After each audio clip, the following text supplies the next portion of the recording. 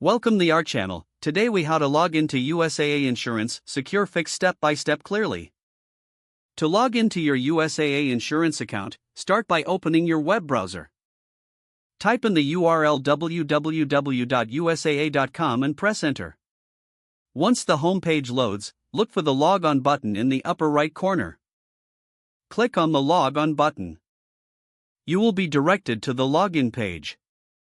Here, enter your user ID in the first text field. Next, input your password in the designated password field.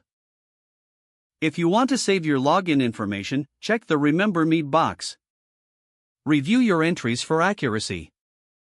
Once you are satisfied, click the green Log On button to proceed.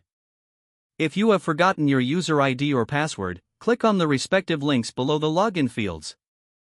Follow the prompts to recover your user ID or reset your password.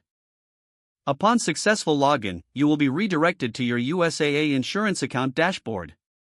Ensure you log out after completing your tasks, especially if you are using a public computer. If the page does not load, refresh the browser or try again in a private or incognito window. Make sure you are using the correct email address, then retype it carefully to avoid small typos. If your password is not accepted, use the reset option and create a new strong password you can remember. Check your spam folder for verification or security emails, then complete any requested confirmation steps. Enable two-factor authentication if available to improve account security and reduce unauthorized access risk.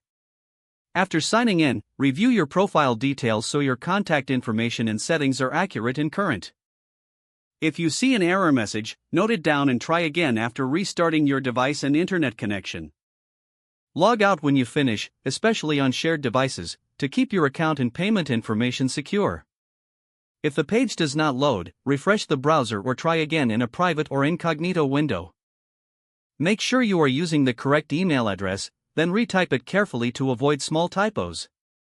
If your password is not accepted, use the reset option and create a new strong password you can remember.